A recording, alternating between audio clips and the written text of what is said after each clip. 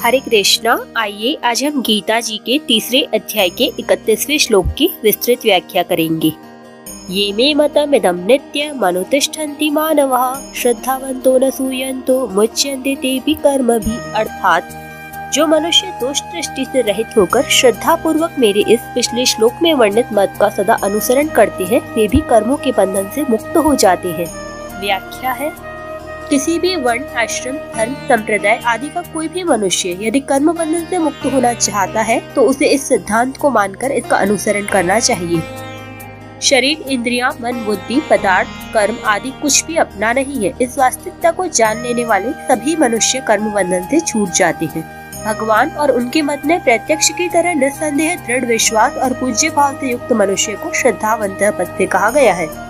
शरीर आदि जड़ पदार्थों को अपना और अपने लिए न मानने से मनुष्य मुक्त हो जाता है। इस वास्तविकता पर श्रद्धा होने से जड़ता के माने हुए संबंध का त्याग करना सुगम हो जाता है। श्रद्धावान साधक ही सच्चास्त्र, सच्चर्चा और सत्संग की बातें सुनता है और उनको आचरण में लाता है। मनुष्य शरीर परमात्मा प्राप्ति के लिए ही मिला है, अतः परमात्मा को ही प्राप्त करने की एकमात्र उत्कट अभिलाषा होने पर साधक में श्रद्धा, तत्परता, संयतेंद्रियता आदि स्वतः आ जाते हैं। अतः साधक को मुख्य रूप से परमात्मा की प्राप्ति की अभिलाषा को ही तीव्र बनाना चाहिए। पीछे के श्लोक में भगवान ने अपना जो मत बताया उसमें दोष दृष्टि न करने के लिए यहाँ अनसूयन्तः पद दिया गया है। गुणों में दोष देखने को असूया कहते हैं। असूया दोष दृष्टि से रहित मनुष्य को यहाँ अनसूयन्तः कहा गया है। जहाँ श्रद्धा रहती है वहाँ भी किसी अंश में दोष दृष्टि रह सकती है, इसलिए भगवान ने श्रद्धावन्तः पद के साथ अनसूयन्तः पद भी देकर मनुष्य को दोष दृष्टि से सर्वथा रहित पूर्ण श्रद्धावान होने के लिए कहा है। इसी प्रकार गीता श्रवण का महात्म्य बताते हुए भी भगवान ने श्रद्धावान अनसूयश्च पद देकर श्रोता के लिए श्रद्धायुक्त और दोष दृष्टि से रहित होने की बात कही है। भगवान का मत तो उत्तम है, पर भगवान कितनी आत्मश्लाघा अभिमान की बात कहते हैं कि सब कुछ मेरे ही अर्पण कर दो।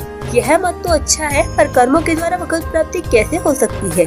कर्म तो जड़ और बांधने वाले होते हैं। आदि आदि भाव आना ही भगवान के मत में दोष दृष्टि करना है। साधक को भगवान और उनके मत दोनों में ही दोष दृष्टि नहीं करनी चाहिए। वास्तव में सब कुछ भगवान का ही है, परंतु मनुष्य भूल से भगवान की वस्तुओं को अपनी मानकर बंध जाता है और ममता कामना के वश में होकर दुख पाता रहता है।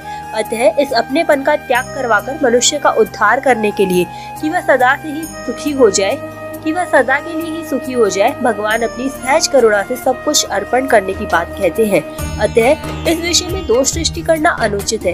ये तो भगवान का परम सौहार्द, कारुण्य, वात्सल्य ही है कि अपने में कोई अपूर्णता, कमी और आवश्यकता न होने पर भी केवल मनुष्य के कल्याणार्थ वे समस्त कर्मों को अपने अर्पण करने के लिए कहते हैं। भगवान का मत ही लोक में सिद्धांत कहलाता है। सर्वोपरि सिद्धांतों को ही यह मतम पद से कहा गया है। भगवान ने अपनी सहज सरलता और निरअभिमानता के कारण सर्वोपरि सिद्धांत को मत नाम से कहा है। यह मत या सिद्धांत त्रिकाल में एक जैसा रहता है, अर्थात इसमें कभी कोई परिवर्तन नहीं होता, चाहे कोई श्रद्धा करे या न करे। यहाँ नित्यम पद मतम का विशेषण नहीं, प्रत्युत अनुतिष्ठन्ति पद का ही विशेषण है। कारण कि भगवान नित्य है, अतः उनसे संबंधित समस्त वस्तुएं भी नित्य ही है। भगवान का मत भी नित्य है। भगवान का मत सर्वोपरि सिद्धांत है और सिद्धांत वही होता है जो कभी मिटता नहीं। अतः भगवान का मत तो नित्य है ही, उसका अनुष्ठान नित्य होना चाहिए। इसलिए यह क्रिया विशेषण नित्यम पद देने का तात्पर्य है भगवान के मत पर नित्य निरंतर सदा स्थित रहना तथा इसके अनुसार अनुष्ठान करना। यहाँ प्रश्न यह होता है कि भगवान का मत क्या है और उसका सदा अनुष्ठान कैसे किया जाए। इसका उत्तर है कि मिली हुई कोई भी वस्तु अपनी नहीं है, यह भगवान का मत है। शरीर, इंद्रियां, मन, बुद्धि, प्राण, धन, संपत्ति, पदार्थ आदि सब प्रकृति के कार्य हैं और संसार भी प्रकृति का कार्य है। इसलिए इन वस्तुओं के संसार से एकता है तथा परमात्मा का अंश होने से स्वयं की परमात्मा से एकता है।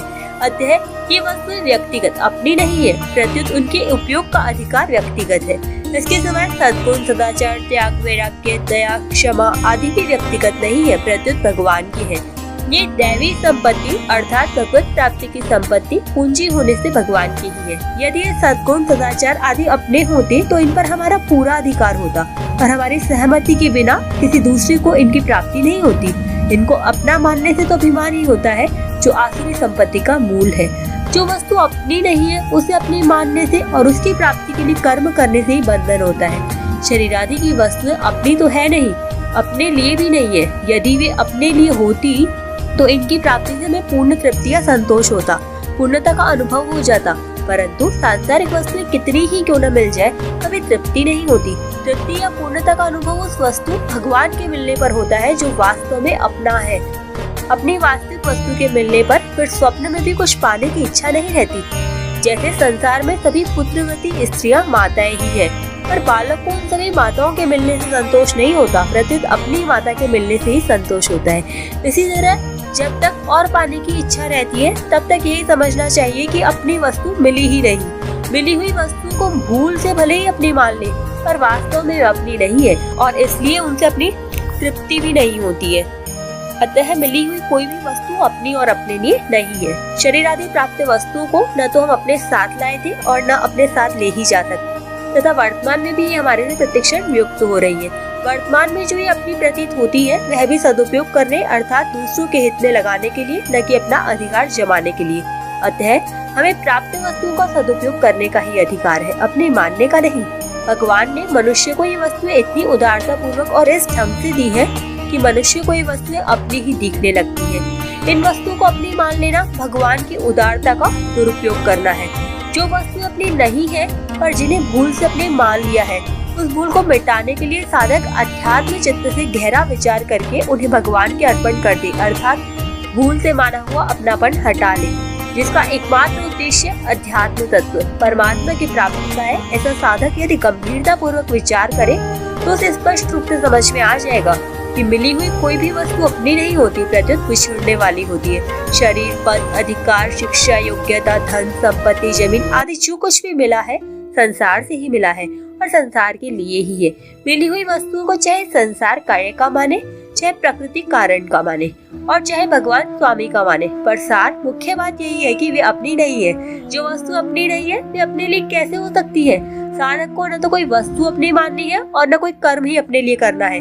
अपने लिए किए गए कर्म बांधने वाले होते हैं, अर्थात यज्ञ निष्काम भाव पूर्वक परहित के लिए किए जाने वाले कर्तव्य कर्म के अतिरिक्त अन्य अपने लिए किए गए सभी कर्म मनुष्य को बांधने वाले होते हैं। यज्ञ के लिए कर्म करने वाले साधक के संपूर्ण कर्म संचित कर्म में विलीन हो जाते हैं। भगवान समस्त लोकों के महान ईश्वर हैं, सर्वलोक महेश्वरम। जब मनुष्य अपने को वस्तु का स्वामी मान लेता है तब वह अपने वास्तविक स्वामी को भूल जाता है, क्योंकि वह अपने को जिन वस्तु का स्वामी मानता है उसे उन्हीं वस्तुओं का चिंतन होता है। अतः भगवान को ही विश्व का एकमात्र स्वामी मानते हुए साधक को संसार में सेवक की तरह रहना चाहिए। सेवक अपने स्वामी के समस्त कार्य करते हुए भी अपने को कभी स्वामी नहीं मानता। अतः साधक को शरीर, इंद्रियां, मन, बुद्धि, पदार्थ आदि को अपना न मानकर केवल भगवान का मानते हुए अपने कर्तव्य का पालन करना चाहिए। कर्म करने में निमित्त मात्र बन जाना चाहिए। अपने में स्वामी बने का अभिमान नहीं करना चाहिए। सर्वस्व भगवत अर्पण करने के बाद लाभ, हानि, मान, अपमान, सुख, दुख आदि जो कुछ आए उनको भी साधक भगवान का ही माने और उनसे अपना कोई प्रयोजन न रखे। कर्तव्य मात्र प्राप्त परिस्थिति के अनुरूप होता है। परिस्थिति के अनुरूप प्रसन्नता पूर्वक अपने कर्तव्य का पालन करता रहे, यही भगवान के मत का सदा अनुसरण करना है। मुच्यन्ते तेपि कर्म भी। भगवान अर्जुन से मानो यह कहते हैं कि मैं तुम्हें तो सर्वस्व मेरे अर्पण करके कर्तव्य कर्म करने की स्पष्ट आज्ञा दे रहा हूँ। अतः मेरी आज्ञा का पालन करने से तुम्हारे मुक्त होने में कोई संदेह नहीं है। परंतु जिनको मैं इस प्रकार स्पष्ट आज्ञा नहीं देता हूँ वे भी अगर इस मत मिले हुए को अपना न मानकर कर्तव्य कर्म का पालन करना इस अनुसार चलेंगे तो वे भी मुक्त हो जाएंगे। कारण कि यह मत ही ऐसा है कि चाहे मुझे माने या न माने, केवल इस मत का पालन करने से ही मनुष्य मुक्त हो जाता है। यहाँ परिशिष्ट भाव यह है कि भगवान का मत ही वास्तविक और सर्वोपरि सिद्धांत है, जिसके अंतर्गत सभी मत मतांतर आ जाते हैं। परंतु भगवान अभिमान न करके बड़ी सरलता से, नम्रता से अपने सिद्धांत को मत नाम से कहते हैं। तात्पर्य है कि भगवान ने अपने अथवा दूसरे किसी के भी मत का आग्रह नहीं रखा है, प्रत्युत निष्पक्ष होकर अपनी बात सामने रखी है।